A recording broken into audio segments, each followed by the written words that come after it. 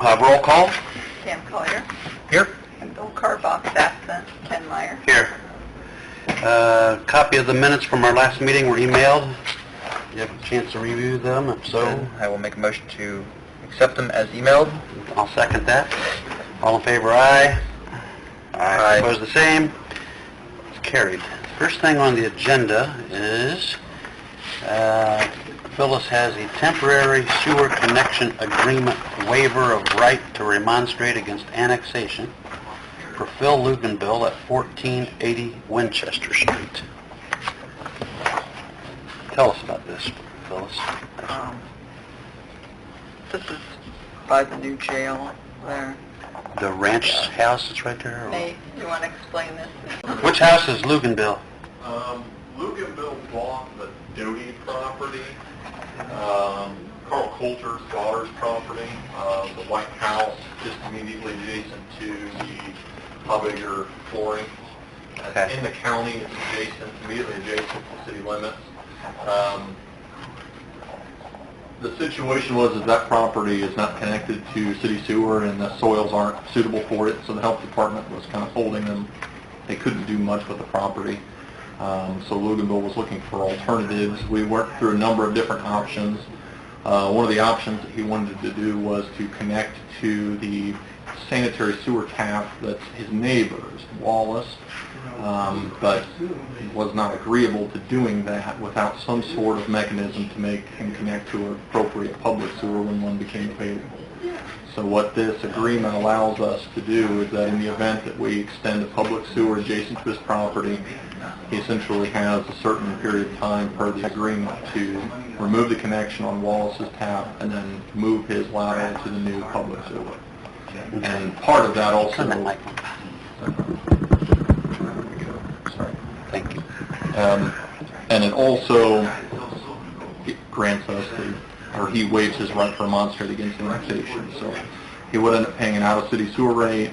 He's connecting to a line. There were 3 different easements as part of this agreement between him and Wallace, and then him and Biggs Development, because that tap then crosses over through the apartment complex adjacent to that property. So everything on this has already been signed by all the parties. Signed and recorded. We reviewed that. Yep. Tim had an opportunity to go through that document as well. It's a little bit new for us because we haven't done it this way before, but I think recording that gives us the sort of position that we need to make these enforceable in the event that he sells the property. He says he has no intention to do so, but it at least informs anybody that might buy the property that they've waived the right to remonstrate and this issue as far as moving the tap around. Okay. So, Need to make it a matter of record, Cam? So moved. Second. All in favor, say aye. Aye. Aye. Opposed, the same.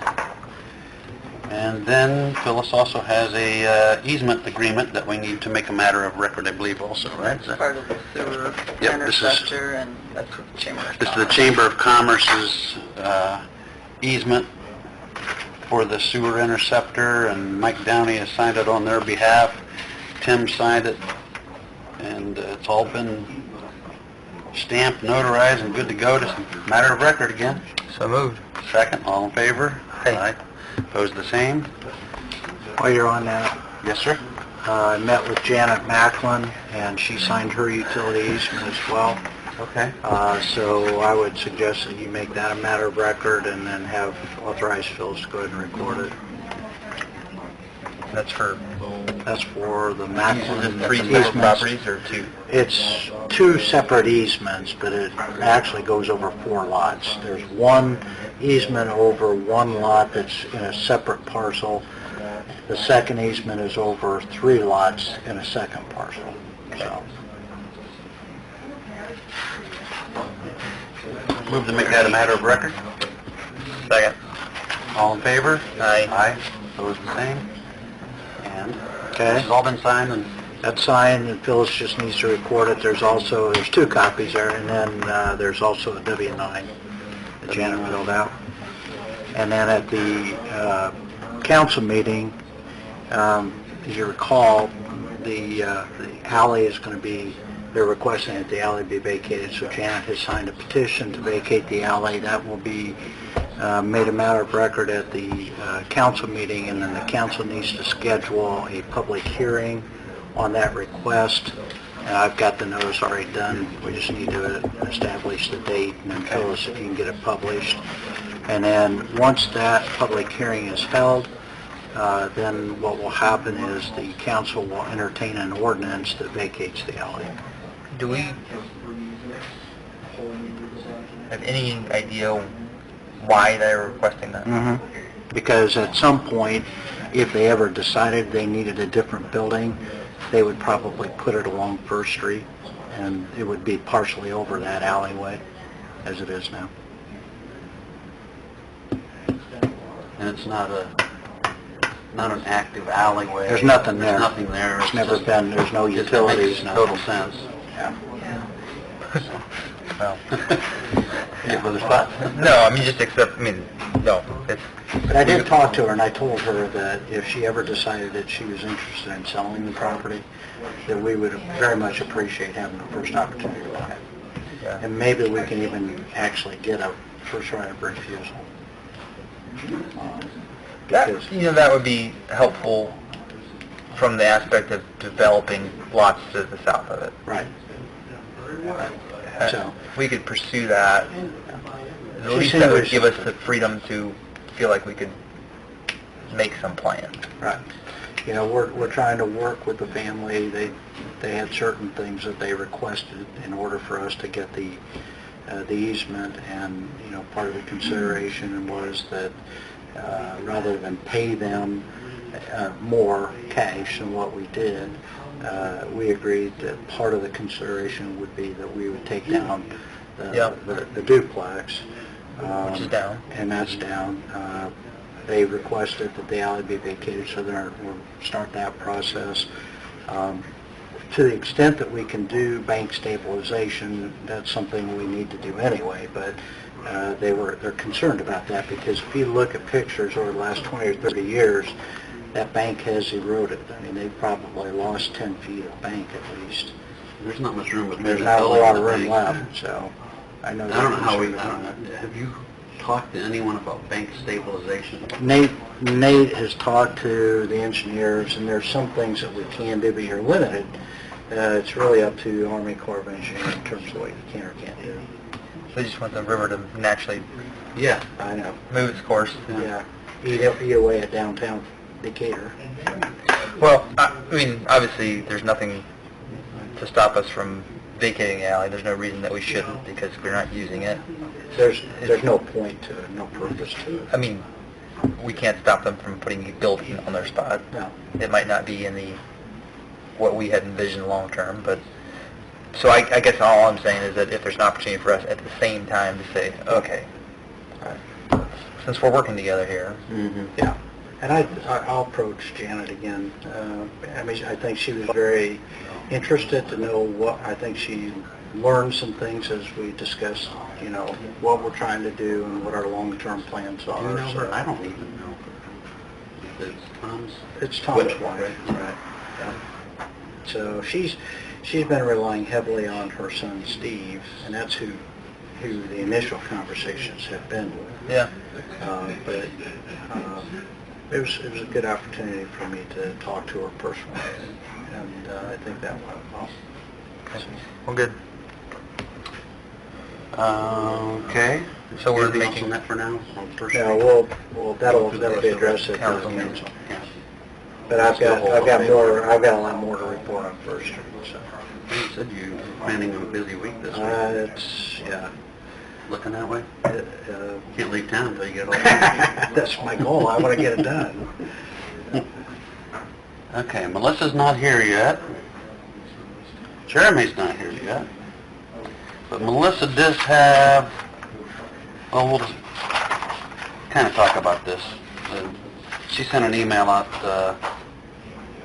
so I spoke with Zach from DZ Gaming yesterday, and he let me know that he is seriously considering purchasing the building he's in. Other interesting issues, the Dave Libby parking lot just north of Zach's building, he says that since Dave has been in Florida over the winter, that the parking lot has not been maintained, some trash, that sort of thing. As Zach thinks about purchasing this building, one issue he has come upon is the fence that surrounds the Libby parking lot. The fence butts up against the northeast and northwest corners of his building, or the building, and it prevents utilities from getting access to the utilities that go from the building. Zach told me that if the utilities needed access wires, boxes, etc., and cannot get to them, he can be assessed for a fee for not providing access. He said he spoke to Roger Gage. Roger's not here yet either. There's no ordinance that requires there be an easement between these two properties for the purpose of issues like utility access. Where is the property line? I have no idea. I mean, you can't, with the,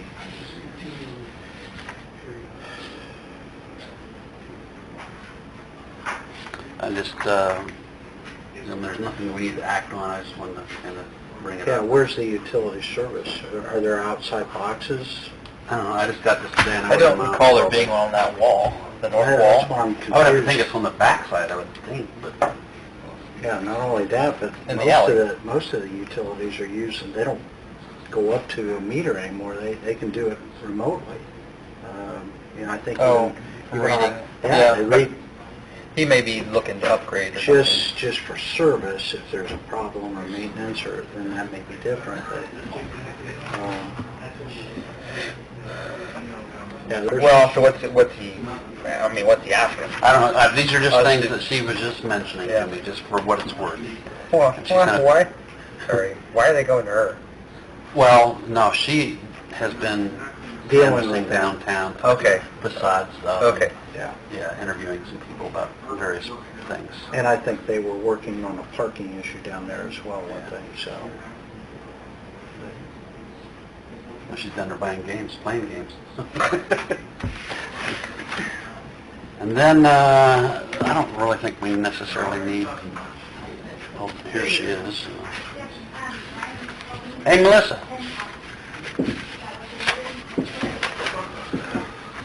You might as well just jump on up here real quick.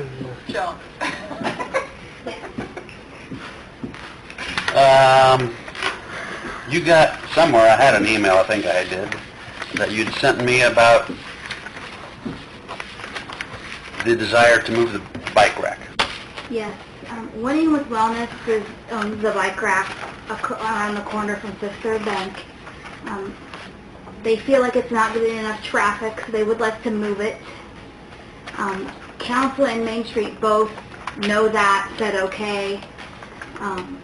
They've let us know where they want to move it to, and that location is across the street from the ice cream shop.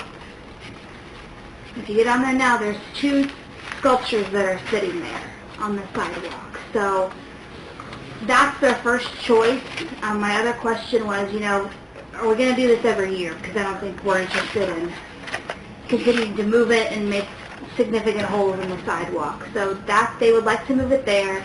I said, what about where the macaroni and cheese box sculpture is right on the, adjacent to the ice cream shop? And they said, no, they want it on The other side. the east side of the street, which to me, that's kids crossing that right there.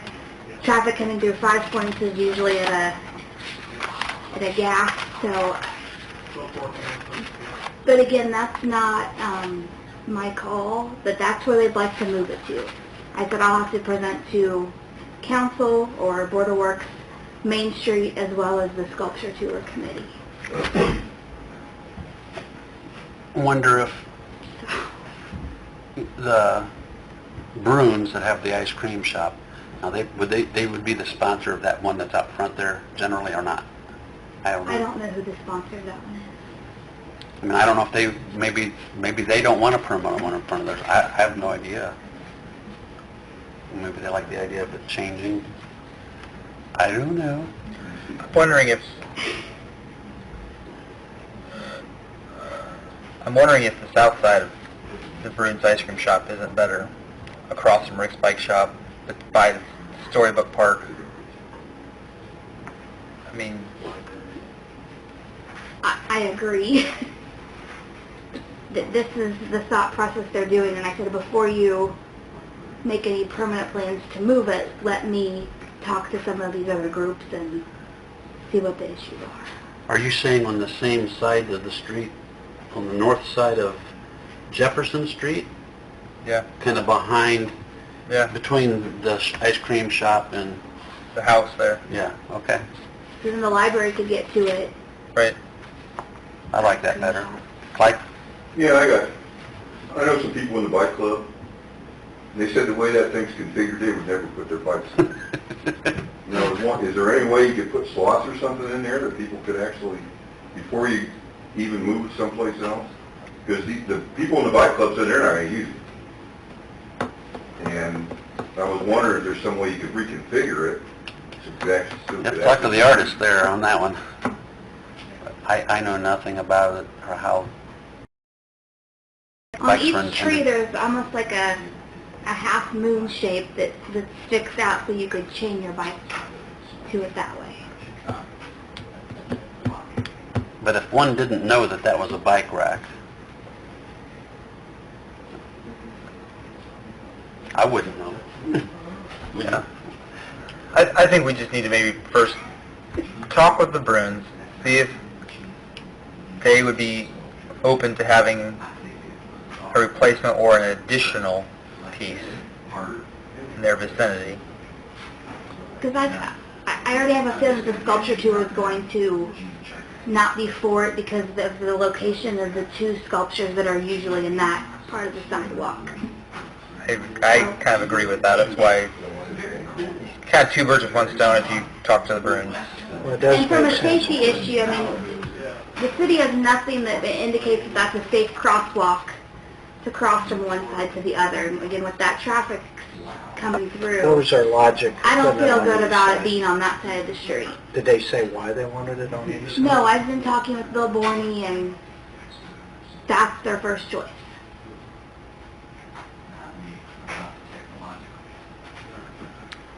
I would say that from the city's perspective, if it's going to be a permanent And I told him, I location, said, I'm not interested in doing this every year, yeah, I would rather it not be there.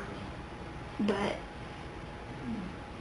I mean, in the vicinity of the ice cream shop, but somewhere safer than having then to having cross to the cross the street. street. Clay brings up a good point. Like while we're doing this, that there's a way that we can make it more obvious that That's what it is. That's what it is. Winning with Wellness's plans last year were to kind of put a stencil or a painting on the sidewalk that would indicate that it was bike parking. They spoke with Jeremy about it, and I don't think Jeremy was too thrilled about having a permanent, something painted that was as large as they were proposing on the sidewalk. I don't know if it was in a different location, if that would lend itself better to something like that. Bill's representing winning with wellness, not Bill is representing Winning with Wellness. Winning with there's Wellness a- received a grant from the foundation to do an artistically inspired bicycle rack to go downtown. They're working on doing this in every community because they are Adams County Winning with Wellness. And Bill is the lead on this project for that committee. When's this next sculpture tour meeting? Tomorrow morning. That's what I thought. So why don't we just, It'll go over. why don't we, from the city's perspective, just kind of give our recommendation and then get their recommendation tomorrow and then go back But to I Bill? kind of wanted to get that feedback, knowing what that feedback was going to be, but then take it back to Winning with Wellness and say, these are the concerns of these. I don't want to say where they need to put it, but I don't really like that location. from a public works and safety perspective. I'd say that we don't understand why you would want it on the east Right. when the main attraction is on the west, and therefore we would prefer it to be there. But where is more up to the property owners and sculpture tour, and Or maybe even on 3rd Street at the library. but there is a rack There is there. a bike rack at the library. Yeah. Not that that's, but there is one, a traditional looking bike rack. Okay, thank you for the input. I will gather that and share. Okay. Thank you. Thank you. And the other thing, I really don't even know if this is something we need to discuss, if it's just something we take care of internally, but a lady who lives on, I wish Jeremy was here, lives on Jefferson Street, is complaining about the alley, that it's actually got Jeremy took a picture of it, if I can find it. The alley is completely blocked, the guy's got a thing across here. And I guess it's been that way for some time. And if you want to know where that's at, the alley is blocked, yeah.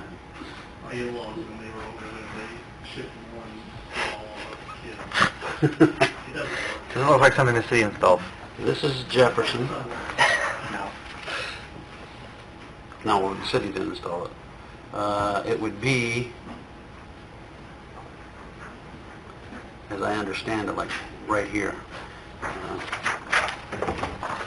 This is Jefferson, this is 5th, this is 6th, and this is the alley separating 5th and 6th. The lady that's asking about it lives here, can't access her garage this direction. I guess she needs to come in the other way. But anyhow, the With alley- one-way streets. Excuse me? With one-way streets there, that fit, I mean... Oh, I'm on 56, never She mind. says, I I'm wish down. to be informed of the laws of alleys in Decatur. I want to know why it has been allowed for over 8 years for an alley to be blocked by residents. I'm trying to purchase a house at 516 West Jefferson, and the alley is blocked by cars and a sign, and we feel that should not be the case since it's an alley. And for me to get into the garage, I need to be able to use the alley, that alley from the end where I need to come in. Said she called the Decatur cops. Greg, are you familiar with this one? She called the Decatur police and they said they don't know why it's blocked, but it has been for over 8 years. The alley down between 5th and 6th, between Jefferson and Madison. Come on up, you can see a picture over here where it's at. Why it would be blocked, I wouldn't know, but I wonder if that was like Jeremy's alley. Remember, he had all... I think I understand what you're saying. Yeah, it's if this is Jefferson, and down here's Madison, here's 5th, here's 6th. As I understand it, it's off of 6th, no, this is 6th Street, I'm sorry, it would, that is not 6th Street, this is 6th Street, because this is 7th, this is the alley. Yeah, it stops here Yeah. and it goes left and this way. Yeah. Yeah, this has been, Somewhere in here it's blocked off, and you can't access it. well, I think this is all grass now. So this was a picture Jeremy took. This guy actually got a sign out there blocking it off. I have no idea. Because if I'm thinking right, well, I can remember when I was on the street, we used to go here and here and here. That wasn't part of the list that was not vacated. So I'm wondering if it's one of the vacated ones that is listed. Because I I guess think it when you wasn't get not north, too but- far here, isn't that going north? Or not? As I understand it, I believe that picture would have been taken Anyway, from here Going looking east. looking east, I think. And this is 5th. I'm sorry? Near our house. I wonder if it's a vacated alley. You want to take a look at it? Yeah, I know which one it is. Some description. Yes, I would. I'd like to know where it Okay, is. so I'm the the- house on Madison Street with the brick work, it's really interesting. Yeah, use Okay. Lindell's. Lindell's, The yeah. Lindell's. If you go down that alleyway, To the north? To the south, yeah, toward- towards to the south. Jefferson, toward Jefferson. it would be at that intersection there. No, that should be There's a open. big white house on one side. Should be open. This is the view from Jefferson Street. This is the house, and you can, if you in the picture, you can see that it's blocked off down there. Shouldn't be. Yeah, it's been blocked off For how long? a long time. What's- Since we what- moved in there. Really? 4 years. That we alley know. between, which street? The alley runs between all right. Madison and Jefferson. Loves your proposal. Jefferson and Adams. I guess up until this time, I've never questioned you, because if it's blocked, and, I mean, it looks legitimately, I just don't recall. Well, Sure. We'll just, yeah. we'll review it tomorrow or Now, something. they actually meet tomorrow morning. Million cuts.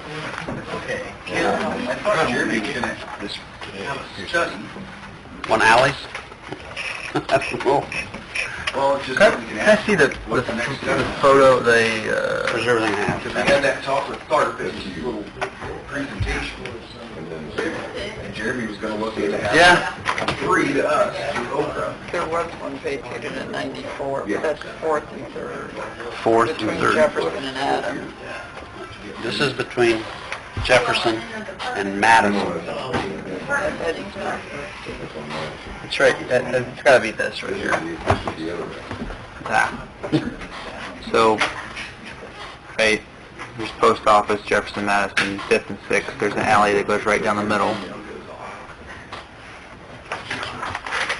This is technically 6th Street, I know it says 6th. So there's the alley that separates it, and there's that cross one.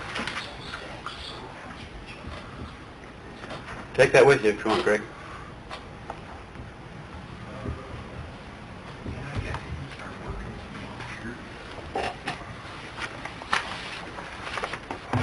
Yeah, something. He's been helping.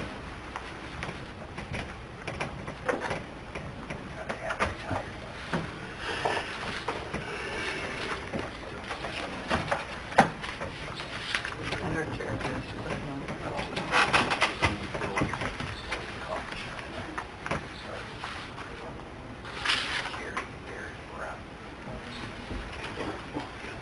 Where's the depot on here?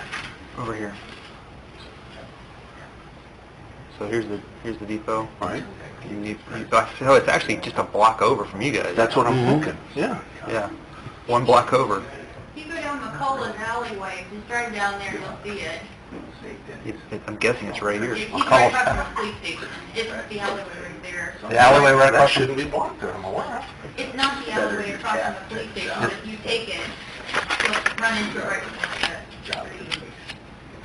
It goes all the way to the library, but it'll be on the right-hand side. Geez, I'm drawing a blank. It's running north and south is where it's blocked. Yeah. Oh, north and south. Between Madison and Jefferson. And it would be just south of Here. that intersection of the two alleys, It's here, right right? there. Yeah. Yeah. It's right there. That's the major alleyway. Yeah, that Running shouldn't north be and south. blocked. It's blocked, because that's that garage right there in that house. So, Well, Jeremy... there's the manhole. Okay, Yeah. hold on, I'll read back. So it's right there. No. Yeah. Blocked. Go rip it out.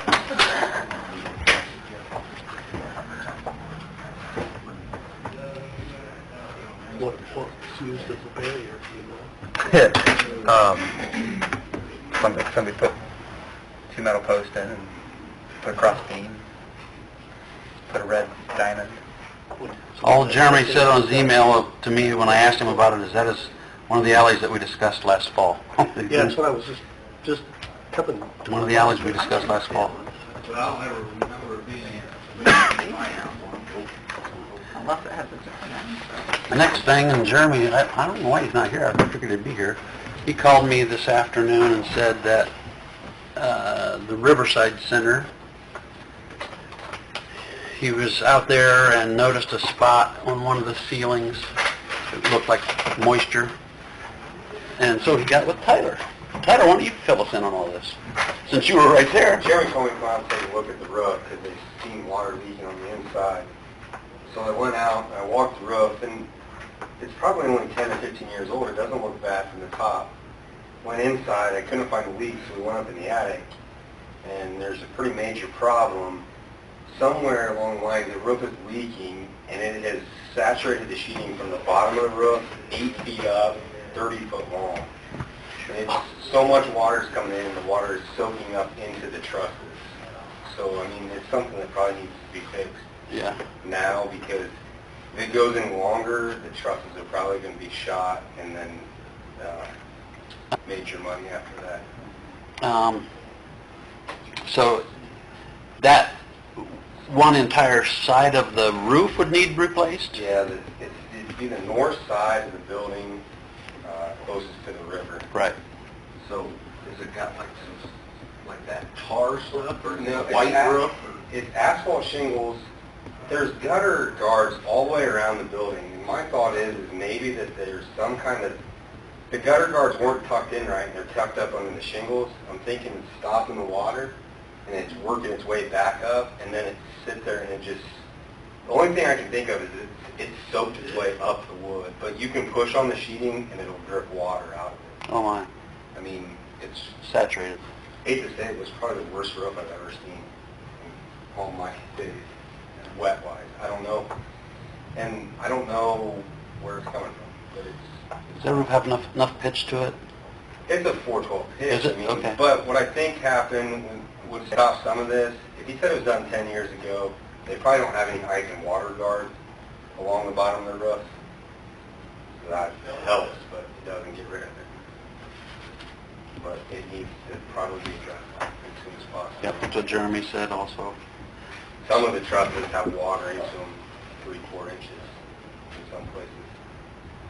So you have to tear probably 15, 20 sheets off and replace the sheeting and the roof. But we looked at the front of the building and there wasn't any damage on the front of the building. It's just that one section of the roof. But I couldn't find out where it was coming from. My only thought is it's backing up. So my advice to Jeremy was that we need to get quotes on replacing it. Tyler, you said you had a rough, I'd say you're probably looking at $6,000 to $8,000 to get that section replaced. just to do that section. Just a ballpark. Is that park money, or? When I was out there, he said he didn't know he had money in his budget to do that, because if he did that, he'd have no other projects this summer. His comment was to me. Is there a special fund for those, They as far as usually- maintenance? They usually, in the past, have used CCI to CCD. Which you can use for various buildings and grounds. So basically, we just need to get quotes and... Yeah, Then we'll go from yeah, there. it's not, if it's not gonna exceed, what, 10,000, That's something that has it's gonna be something that, yes, he has to get quotes for, but Or it's expensive. then he could make the call himself. Yes. The trusses go, then you're talking 20. So, if it's okay with you, Pam, I will just advise Jeremy You're to taking all the trusses off. proceed and get it done. I mean, you can't just replace one board of Yep, it. get a fan in there. I've never seen nothing like it. That's the only things I had on the Board of Works. I will say that this morning, I do have some things before you guys are done. actually, that's not all I had on the Board of Works. Nate has something too. Go ahead. Nate, you come next. Nate wants to talk about the long-term control plan for the sewer project. All right. Exciting stuff. I know you're all excited about this. But I'll keep it short because I have a 2.5-hour conference call with John Duffick this morning about the status of the project and where he's at with plans. So Ann and I discussed the project with him in some depth. What I want to essentially present to the Board of Works is I think we have a schedule where we'd like to advertise the project out for bid. And we're looking at putting the project out for bid March the 28th. That'd be 2 weeks Monday. Put this in the paper and actually start soliciting bids for the project. We'd also like to receive the bids on April 26th. That'd be a 29-day bid period, which is a little longer than we have to, but I think based on the scope of the project, it works out pretty well for us. Gets it a Tuesday morning. There are some things that we're still waiting on. We still want to make sure that we've got all of our easements in place, so that gives us this extra 2 weeks, lets us kind of close on a few items, hopefully. If we're not, we may want to delay that a little bit, and I guess Tim and I can talk about maybe pushing that advertisement out a little bit if we need to. But really, it's a Board of Works decision as far as when we like to advertise the project, so I thought this would be a good opportunity to kind of bring it up. I'm still waiting for final cost estimate. He's supposed to give me a bid tab and his engineer's estimate on the project. Everything shows that we're in a good position on the project overall, but Again, I don't have an estimate from him at this point as far as what their quantity takeoffs, because we're still moving a few things, adding a service lateral, a couple homes that need to be connected. So that's, I added a few things here and there, but went through Berlin as far as what issues he found in the area that we were missing on the plans. So I don't know if that answers a lot of questions or if that brings some questions up. Hopefully we're not as early as I would have liked in the bid period. I would have liked to have been out to bid back in February, but I think this is as early as we conceivably could put the project out for bid. So if you advertise it March 28th and you open the quotes on the 26th of April, what kind of starting point would you want? I think it's optimistic to think that we'd have a contractor ready to start construction in June. It's probably going to be more like mid to late June, around the 4th of July, just for them to start getting certain materials in. They're going to have to order structures, so that could be anywhere from 6 to 8 weeks, depending on the type of manhole structures. Most of these are fairly common, though. They're 5 and 6 foot diameter risers. There's not a lot of custom pieces. We try to use what's readily available. We don't have any real odd pipe sizes, nothing real large, no custom reinforced concrete, box culverts, or the rest. So it should be things that they can put together material-wise pretty easily. Start to completion approximate length? My best guess is we're hoping to be done before December 1st. If So we start to around stretch that over the end of 5 the to year, 6 months? we really want to try to have all the asphalt patch and replacement done before Thanksgiving, honestly, so we're trying to button the project up by then. But really, it's really a guess. What will play a big part in this is the river elevation. So we're going through and we're modifying the specifications so that we protect the excavation. If the river comes up, what happens to the excavation? How do we protect that so they can continue to work even though the river may be elevated? If we don't, there's a possibility for the river to get into one pipe and then flood the excavation. There's no way to stop it until the river comes back down. And so we're working together as far as how do we prevent that from happening. So what you're saying is you have your plan? We have the plan. These are the 90% drawings that I have in front of me now. We've reviewed those. There are about 47 bullet items I put together for them There was today. very close nitpicking, picking out little tiny problems that could crop up. It was a long few hours, but it was needed. And then he went over things with Verlin too. Verlin found a few things to look over, but So the only thing that would stop, hold up anything would be the easement issues, which sounds like We're getting there. We're down to, if you want me to interject it, I can give you kind of an update on where we are on that. That's fine, I want you to do a council meeting too. Okay, that's fine. Okay, so if you start from the south, and this is really a combination of both properties that we're trying to acquire for ultimate riverfront development and then the sewer project. But the furthest most is, I think, GKB, and we've got a tentative agreement. I've prepared an agreement, but Steve Crees down in Florida won't be back till the 1st of April. So once he gets back, hopefully we'll get that finished up. The Loshi property, we have the easement, and we also have a purchase agreement for the property itself. That should be completed on or before July 1st. The Apple property, the real estate purchase has been completed. The Macklin easements were completed today. There's still some work that has to be done in relation to that, but those are things that we're on top of. Mark's Heating and Air, that real estate purchase has been completed. The Ortiz real estate purchase has been completed. The Rice real estate purchase agreement is completed. The Chamber easement has been obtained. The Franz easement has been obtained. The Stanley, I got a call in for Joe Stanley. Initially, we were going to buy the property, then there was an issue with the lien on the property. We can't buy it with a lien, so we're going to go ahead and get an easement, and then eventually we'll buy it once the lien issue is resolved.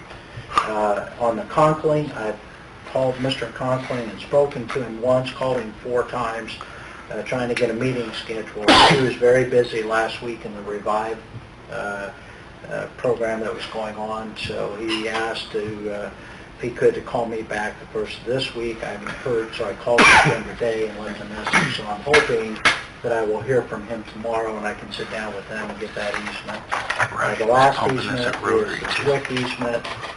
We met with John Zwick. That easement, as it was proposed, they're now asking to modify. I talked to Nate this morning.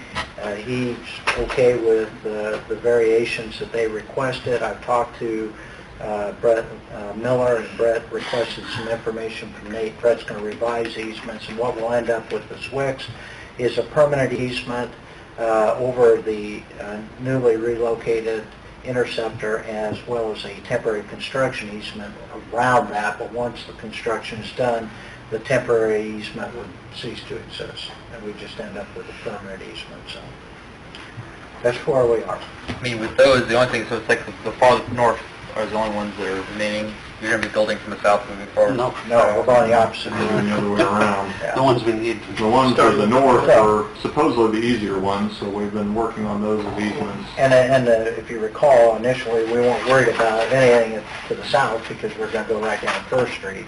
Well, when that changed, that shifted the focus on trying to get everything locked down there. So that's where we... And part of that was we need to schedule demolition for those properties, so those needed to be acquired earlier because we need to be moving forward with building demolition for the garages and for the Rice property coming into April, May. Those need to be coming down. Yeah. It works out okay for us, it's just Call Church of God for him also. the risk of putting out a project for bid when you don't have That's Zwick's old house. title or easements for the installation is not something that... Okay, so we can't really proceed without that. Well, we need to get it done. If you can't get a hold of him, let me know. Okay. We need to get it done this week. Yeah, my goal is to have it done this week. Let me know tomorrow. Okay. Yeah, you know the guy real well, so I'm sure you could track him down one way. I mean, I know he was busy last week, Yeah. but And part of the reason for bringing this up now is because I know our schedule for Board of Works and Council is we're not going to meet for another 3 weeks. Well, in that meantime, we can very easily close on these easements and then be in a position where we're waiting. And I don't want to wait because that's potentially 2 weeks of additional time for notification. Tim, do you think we're safe to go ahead and advertise March 28th? And that can certainly be subject to acquisition of the easement. So you're talking about, to get it to the paper and get it advertised, you probably have to have it in probably another week or so. Probably the Wednesday before would be safest, finalizing the dates and the times. Yeah. Well, I'm pretty sure that we're going to know at the end of the week whether we have any issues I'd say or not. So go ahead and I would advertise it. plan on it and anticipate that that's what we're doing, unless we run into a major problem, which I don't really anticipate. But We'll create the documents, and then what I'll do is I'll contact you and Ken. I mean, I've got the easements prepared, it's just a matter of getting the okay. Yeah, and the information that Brett was asking for has been sent off, so I've sent that to him already, so. Okay. So he should have what he needs to get that. Once we get the revisions on Zwicks, I'm confident that that will be signed, so I don't anticipate a problem there. Then the only one that we really need to explain and get a commitment is the contract. So, and if you look at where that is in comparison to, I mean, it's all at the lower end where it's right next to the Take river. one So pass. I don't think it's going to be, shouldn't be an issue because it's not going to interfere with what they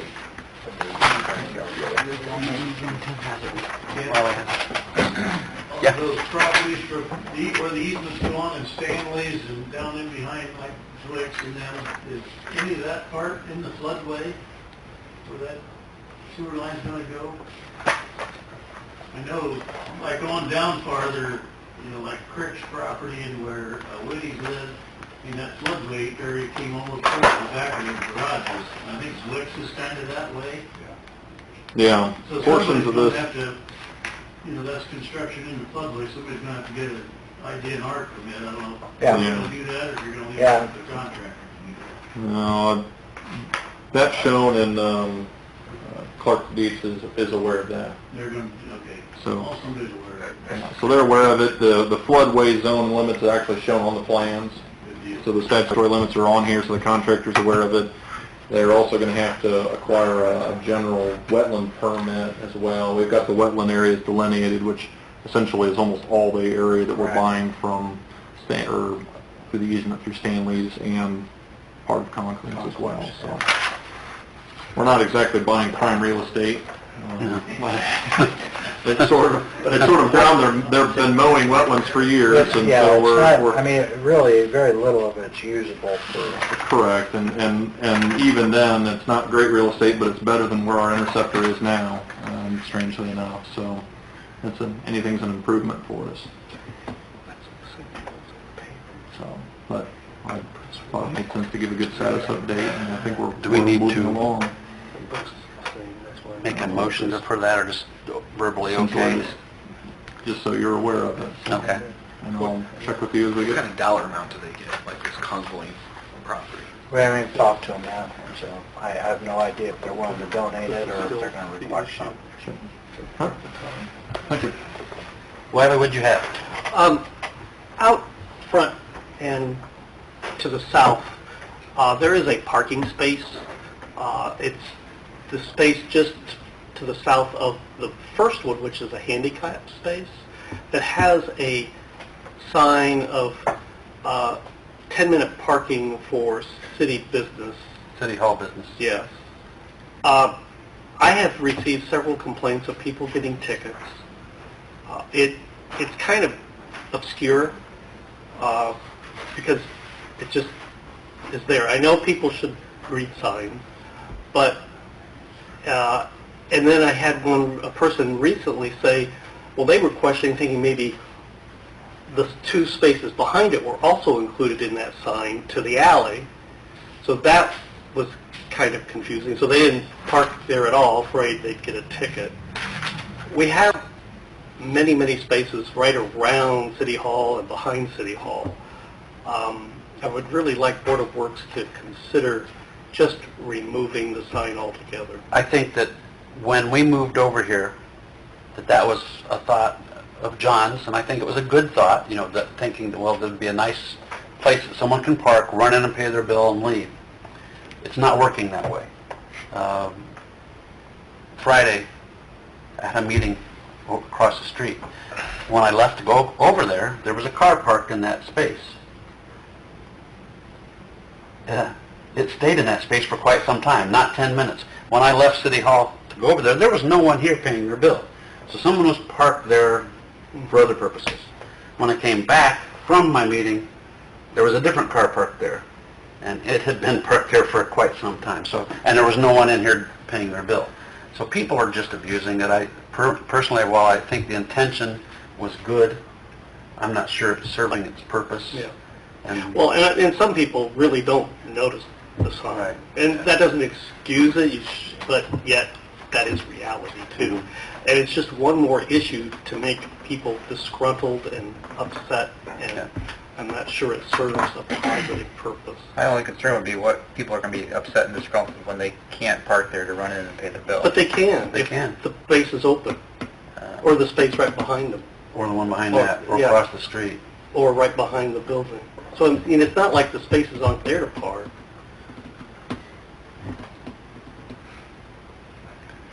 Yeah, I don't have a problem with taking the sign down myself. Any consideration over here on this end, guys? No problem with it. I never knew the sign was there. I was one of those people that's parked there and didn't know that it was only 10 minutes. Mary? I always kind of like having the 10-minute sign there, especially with the teachers that are bringing their artwork into the building. It's kind of nice to have a place to park because it's kind of a hall with everybody's, I don't know, paintings or sculptures, whatever they're bringing in. So I don't know. It's my 2 cents. My suggestion there would be whoever's bringing the paintings, have them call ahead of time. We'll let them they can park in the back. We'll help them bring it in the back door. I mean, there's always someone here that can help. Okay, thank you. That would be my suggestion. So, I got to put in my plug while we're talking about this. I'd still rather see 3-hour parking and a $10 fine for all of 2nd Street. well, Decatur Main Street is doing yet I believe this is our 3rd study on downtown parking. parking. And, We are working on that. Yes, We you are. had a very good session yesterday afternoon with the Economic Restructuring Committee, and parking was the major portion of our meeting. good. So, Cam, you okay taking the sign down? Sure. I'll have it taken down. Thank you. I want people to... Make a I'm note shopping at here. the store. Do I have time to go get a cup of coffee, or do I move my damn car? We don't want people that work downtown. Council members and Cam also here. Wiley has already seen it. This morning, the Solid Waste District met. The paper that I passed out to you here a few minutes ago, the questions were questions that Hank Mayer asked us. And then we answered them. And basically, I took this with me this morning to the Solid Waste District meeting and passed it around to the committee there. I think, did you all see the questions for our survey? Did I give those to you last week or not? Or an email? Okay, all right. And the only thing I think we changed in it from the original thing was, I think it's question 8, if the city made recycling tote containers available at a cost. I think originally we had said free. Well, we can't give them free, because if we would give them free, everyone would want one, and then people would use them for clothes hampers, etc., but not recycling. So you can't give them for free. On that issue, I talked to the guy that lived in Fort Wayne. He had to pay $10 as a deposit, and if he ever moved, he could return the container and get his $10 back. But if he kept the container, then they just kept the $10. Right. Maybe a way to, Yeah, so that people feel like they're not actually paying for it. that's not a bad idea. That way if they... Make them available with a deposit. Store up and come get another one. Yeah. I wish I'd have known that. Instead of taking my mom's and bringing it home, I'd turn it in for some money. Yeah, he said he had to give $10 or something, 10, 15 bucks. Deposit is what they call it up there. Well, what the way it reads now is if the city made a recycling tote container available, and we could change it to for a deposit of $15 for one, 2 for $25, because we're going to encourage families of 4 or more to have more than one tote. Would your family make an effort to recycle more via the curbside pickup process? So, What question that I have, Ken? Yeah. I mean, aren't you still incurring the cost then if you just do a deposit? Because I thought the city's going to have to pay for those. They're going to put a deposit down, but it doesn't necessarily reimburse the city if they get the money back. Right. Good point. just have your own totes? I mean, people can go out and buy their own, and just say you have to be a certain type. I think we want them all to be exactly the same, so that when the guys are picking them up, they know exactly how to grab and where to grab, and I think we want them to be uniform. I thought Melissa had an idea that was really, I don't know if she mentioned it last time. Jeremy, didn't Melissa talk to you about the totes? Did who? Melissa talked to you about the totes for recycling now. I thought she mentioned something like she could do it. I think my biggest hang-up, and Jeremy, you might want to jump in here at any time. I mean, we talked about initially kicking this off as a free service, okay? And Jeremy says he can cover doing this, most likely, with the amount of manpower that he currently has.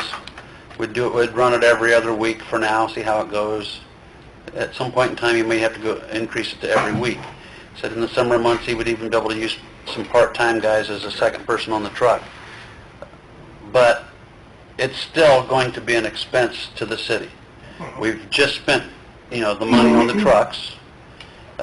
We still have to pay the manpower. We're using manpower to do this job. We'll have maintenance on the truck, insurance on the trucks, replacement of the trucks. And so, I mean, there is going to be an ongoing cost. Nothing comes for free. And that's my concern, is looking down the road that we start it for free, and then at some point in time we have to start charging for it, and everyone in town feeling like, well, they set us up, They said it would be free, and now here we are. So that's just a concern. But I think it is a reality. I mean, it's a... The way the budget's set up with the fuel and stuff, I'm pretty comfortable with the money that's allotted in that budget already for the fuel and the wear and tear. You've also taken a couple gate fees that we've never passed on. You know, raises at the gate.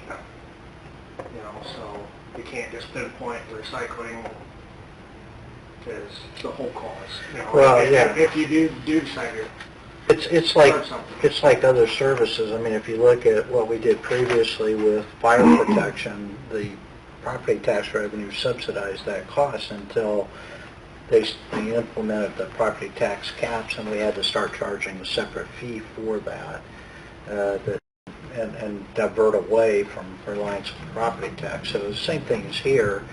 Your budget is generally funded in large part through property tax revenue, so to the extent that you're incurring expenses, you're subsidizing the service through the use of those dollars. I mean, there's just no other way to look at it. That's what's happening.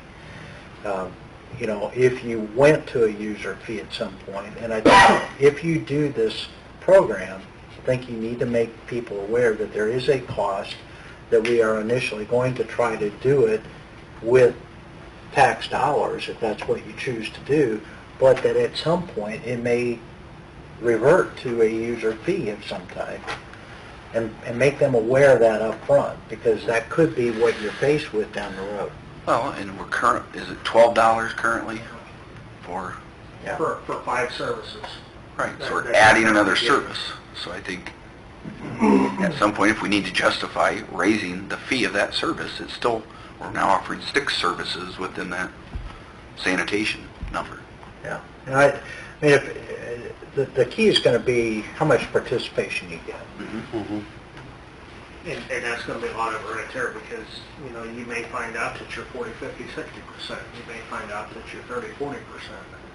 You know, the more the participation, you know, the more it could potentially cost you.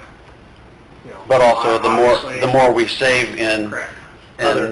dumpage fees at the transfer station. So after a year of doing it, you really don't know. Right. I think you're going to have a better idea once you do it, and maybe you phase it in. Maybe you start with a couple of neighborhoods, or start collecting just certain materials, and then eventually expand it if there's a request for that.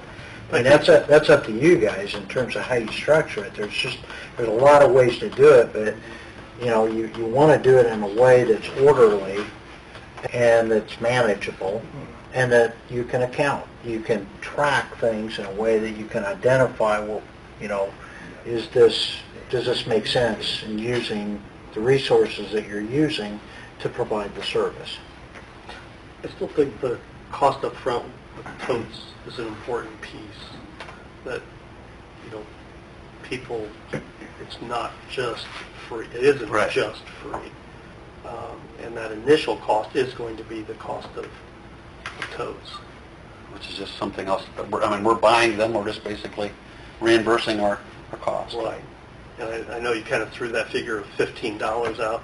You know, that sort of is there's a service charging kind of to that, because it doesn't cost quite that much for the Yeah, tote. $12.70. But I think that's fine. There's delivery costs, you know, and so forth, so. So, I just don't know what the participation is going to be when Yep. you make someone buy a tote. I know if we pay for the tote, it's an expense on us, but if you're wanting the participation, As far as I would prefer to pay that $15, $25 up front and not have to be running back and forth. I'm saving gas. right? But I guess me as a non-recycler, I don't think I'd go pay $15 for tote, so now that I... But we're going to convert you. My mom's been working on me. because you're going to set the example, being a council member. Is there validity, though, in asking the business community? You know, Vic Porter's a proponent of recycling. I realize he's not a city resident, but when I started on council, it was one thing he very much enjoyed in Florida and thought we should have here. Does the business community want to pay for totes? To give everybody one? Do we even want to go there? I see this much more along the lines of a service that the city's providing that is part of the service fees, I mean, you know, am I crazy to think that, hey, we provide 6 services and it's $14 a month? Choose to use it or not? And you don't have to pay for a tote? I mean, are people going to take advantage of it because the service is being provided? Well, they're paying for it, but... And then, Well, again, then I I- think the question, what's the issue with the tote? Does it have to be... I mean, what's wrong with the recycling totes that I already have? Or something? No. There's some communities that encourage the totes. If they encourage the totes, it's not mandated. It all depends on how you want to structure it. There's some communities that will allow you that will give you one tote. If you want more, you can either buy more or use a sturdy or suitable. But it's not a free service, or they are definitely paying a monthly charge for the service, yes. Correct. You know, a few communities just wrap it all into what they're charging.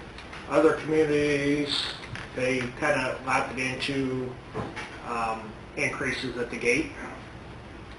You know, if they're doing their own trash, you know, if they see it's, like, for an example, if you sit down and put a pencil to it, our increase is like 83 cents.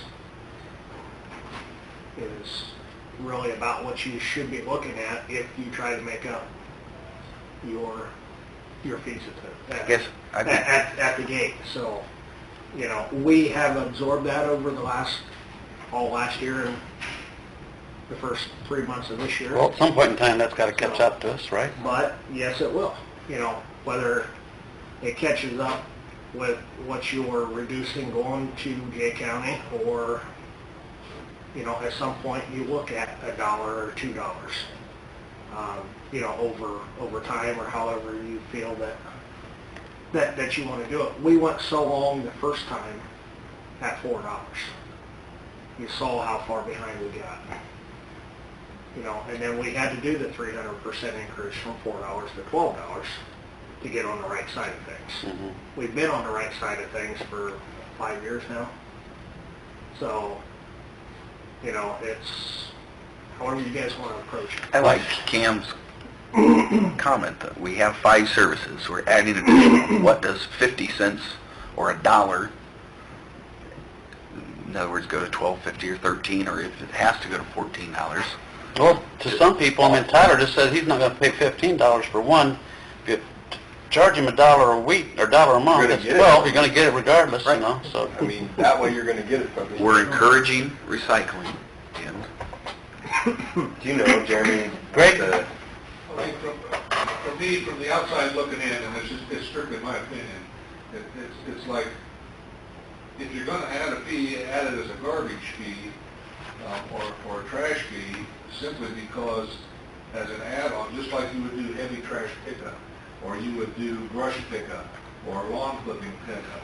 There's not exactly a fee for that, but it's included in your garbage fee. So I think justification is for the public to know that it's another service that they're providing, even if you have to... Not saying that we're increasing it because of recycling, but saying it, we're adding another service. And it's still your choice whether you want to do it. Well, and I think to your point, though, that gives us, if you're feeling it right now, that we can do this without an increase, we do it a year. We see what the cost has been, what the users or how many are taking advantage of it. I just think we need to be upfront. Kind of what you're saying is that, you know, while we don't intend to raise fees at this time, cost of services in general, you know. Well, I think that if we're going to, if that would be the case, if saying a year from now we may want to look at it, we should state that in our survey so that people, when they answer the questions, realize that a year from now. So we may want to edit the survey just a little bit to that effect. What other communities are charging, Jeremy? Some of them charge, some of them don't. You would be amazed at, after what's happened the last 7, 8 years with the property tax caps and such, when everybody's kind of revamped the way that they've done, to where some of them actually went back to the property tax base. Some of them have stayed user fee. Some of them don't. You'd be amazed how many people don't charge for trash, period. And they run their own trash routes and their own recycling routes and stuff like that. They gotta be paying for it somewhere. They're paying off property They're taxes. it's totally subsidized by property taxes. One question I have, Jeremy, you're pretty confident that you can do things with your existing manpower, but does that pull them away from other tasks that right now you're assigning them to that now Not you on- can't get to? Not if we keep it at every other month or a couple times a month. You know, if we run like the 2-week schedule or every other week schedule or whatever, because they are still doing brush. They would still be doing brush. It would still be helping with some of the little oddball stuff that they do now. You have to keep in mind that that truck will not run 8 hours a day because of the less volume that you're going to have. It's not stopping at every house. We run between 500 and 800 stops on average per day with 2 guys. You take 40% of what we pick up, it's roughly 1,200 for the week. So if you take, the 3,419 people that we pick up right now per the week, you're only 40 more to than likely 50%. be 1,200, 1,300. That's going to be doing the recycling once it has progressed 8, 9, 10, 12 months. So, you're probably, on an average day on a recycle route, you're probably 3-4 hours. At how many stops? Roughly about 1,200 for the week. You do it So you in do it 4 days? 4 or 5 days? We would do it on 5 days. That way it's not Even off for the trash. That way it's not off the trash schedule, the trash route. So you would still have afternoons for other activities that they do now currently. Some of the bigger brush piles and some of the other stuff that they currently help with. Some of the vehicle maintenance, the vehicle washing, and so on and so forth that they currently do now. Well, Jeremy and Melissa, when the 3 of us talked, we were talking about doing the survey the month of April. Was that kind of what we were thinking? Which is coming up, so that if we make a couple of amendments to the survey, and I think we're going to have an ad in the paper about it. We'll social media the heck out of it. We'll have them available online on our webpage, Facebook, hard copies at City Hall that people can pick up. So hopefully it'll tell us if it's going to make sense. If only the people who are already recycling want to be part of the program, then it's not going to make sense. We'll find other uses for those trucks. Craig will buy them. That will be a key. Yeah. In May, Yep. early May, whenever we close that period, we're going to know. Yeah. If we're going to move forward or Okay. however. While we're talking about the recycling, Jeremy had mentioned that council approved an encumbrance. I know a couple of you were here then. Last year to encumber so much money for garbage truck for this year.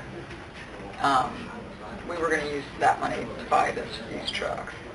Do you have any problems with that? It was actually that was a replacement Box. box, so we were going to do a little bit different with the technology, but at this point, if we're going to look at the recycling, I would rather hold off on that and see how things play out. Can these chassis be used for trash truck? It's shorten it maybe? In a way. It can be used for a lot of other ways, or a lot of other applications.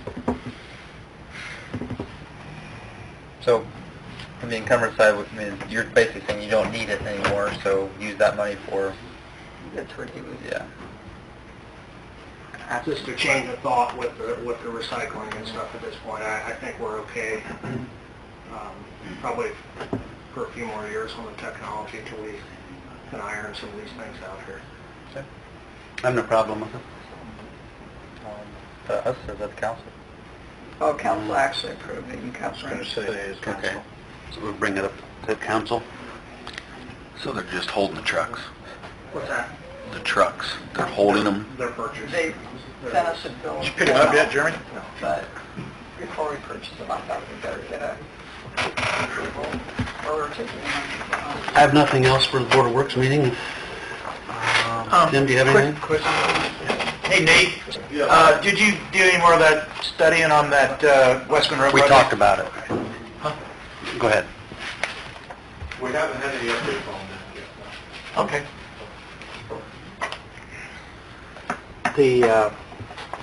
You had received an inquiry from a resident about property on Walnut Street and Oh, Center Street. yeah.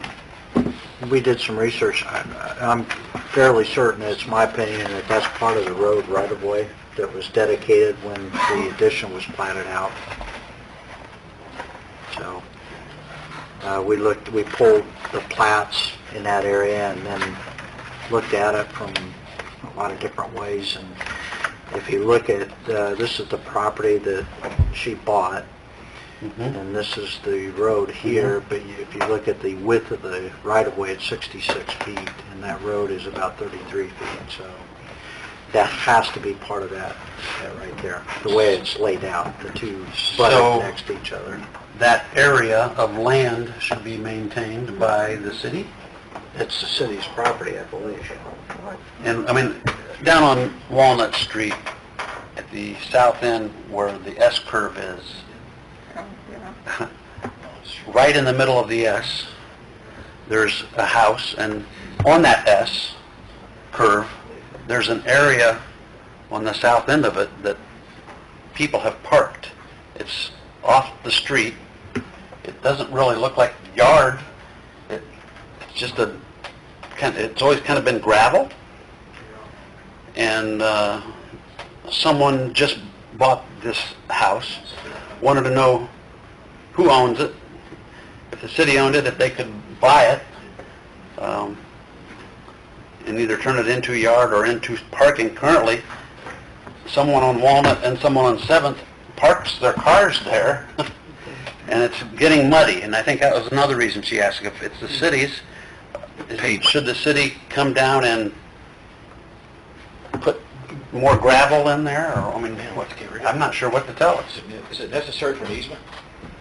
It's just the way the the way the road was dedicated, and that's an odd shaped connection right there. Is there any need for utilities?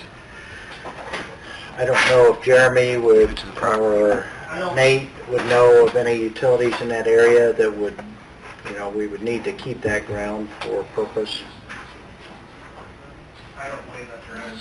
I just believe the land is laid out the way that street went through there. So there's really no need for the city to own it, in you guys' opinion, department heads? Other than maintaining it? Probably debatable on some ends, who were, I don't think we've really had a discussion as department heads on it. Jeremy, you've never done anything to that area. You've never added any stone or done anything, right? I mean, I don't know who has maintained it in the past. Public person parking.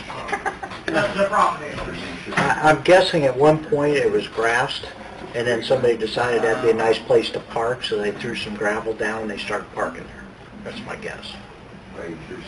So is it currently easement that the city I owns? believe it's the city's property because of the way you look at the We don't want to two maintain it. That's what I'm plats.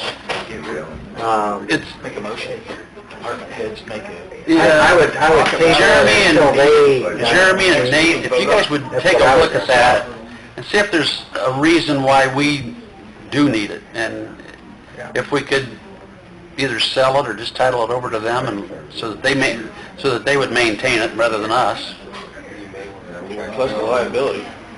Might as Yeah. well sell them and give it to the person that called, because it's Yeah. probably gonna make these people parking there. Yeah. Well, they're one of them, and there's two homes. Yeah, have to be advertised and sold. Yeah, there's a process if you're gonna sell property, you go through. Anything else for Board of Works? Not on entertain a motion to adjourn? So moved.